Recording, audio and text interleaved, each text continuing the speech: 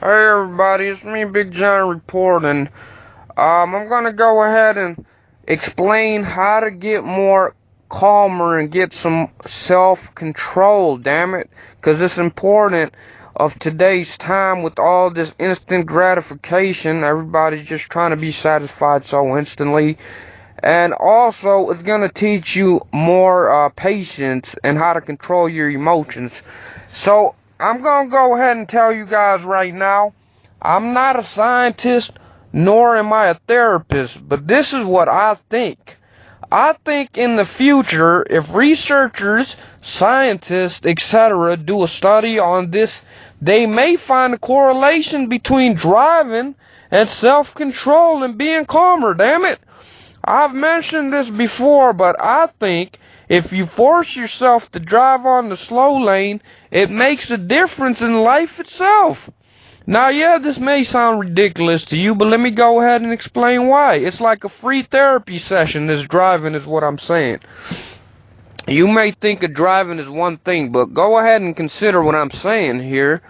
When a lot of us drive, we expect everything to be instant. We want to change the lane when we see an opening or go past the next car just free from any traffic. I think this plays a part in how we programmed our brains. We are constantly in a rush and need an instant result. Howdy damn it, if someone gets in our way, we horn or cut the person off. And countless of other things that are correlated with driving and emotions, self-control and patience and etc. I think when we force ourselves to drive on the slow lane, we are rewiring our minds and behaviors. We are forcing ourselves to not look for an instant answer and willing to wait. We are not in a rush that way, and we're slowing down, which is what needs to be done. The opposite of being in a rush. It's hard in the beginning because we are used to an instant result. If we do this enough, for example, let's say for a month straight intentionally driving on the slow lane, when our minds are eager and begging us to get to the faster open lane, yet we ignore and burn those thoughts in our head, it is reshaping our self-control patterns. That's what the side effects are. Then when we will see these self-control patience and emotions, we'll see these things transferring over to other parts of our life where something would have triggered us easily to get mad. Now we may not get as easily mad because we have trained our minds to let things go and not be so instantly emotional about things, damn it.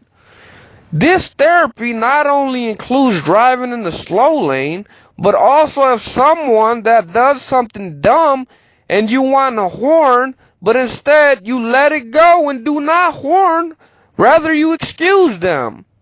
Like if somebody's doesn't know whether to cut the lane or not, most people are frustrated and they just horn at them. Instead, how about you just wave them in and not be so upset about it? Maybe even go ahead and give them a smile about it. And this will train your mind, your muscle memory to think and look at things different. It's a retraining process, damn it. These things all in a way will rewire how you react to things. I think since driving is something we always do, this is one of the best ways to train ourselves to learn more self-control and make ourselves more calm with the therapy. That's a free session in everyday life anyways. You might as well take advantage of it. Damn it, you're driving all the time. It's not like you're not going to drive sometime. When you're driving, make a social experiment out of it and go ahead and change your life with it. Damn it, you probably never thought of this, but trust me, I've tried it and it works. Honestly, it seems difficult. That's why I think for sure it may be difficult, but it does work because everything that works is difficult. Well, for the most part, because you don't even want to wait for a second. But that's just how we're always hasty. Damn it, we don't want to wait, but we got to do the opposite. But what I'm proposing is you literally look at a slow lane, even with a lot of traffic, something you would never want to approach. look at that slow lane and force yourself to stay in that slow lane. It's even better when you don't have the music on. You're literally just in a state where you have to just force yourself to be comfortable with staying in that slow lane. Don't use your phone and just let your thoughts, your mind, and your imagination keep you occupied until you get to your destination. I believe this will really have a positive impact on us, all of us, in more than one way in our everyday lives. Because at the end of the day, we are getting older and we should get wiser, and it is about being less destructive and self-growth and improvement. I think this is one simple but challenging way to do that self-growth. And that's just what it is, okay? It's like the no-fap challenge except for your emotions and self-control, damn it.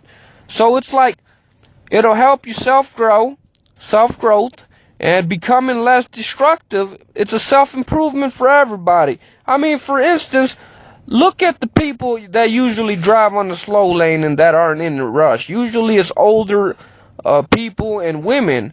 It's the youngsters that like to drive on the fast lane because they're the same ones that have like road rage and have emotional problems and how to self-control themselves. But then when you look at older people and women, they have a bit more self-control.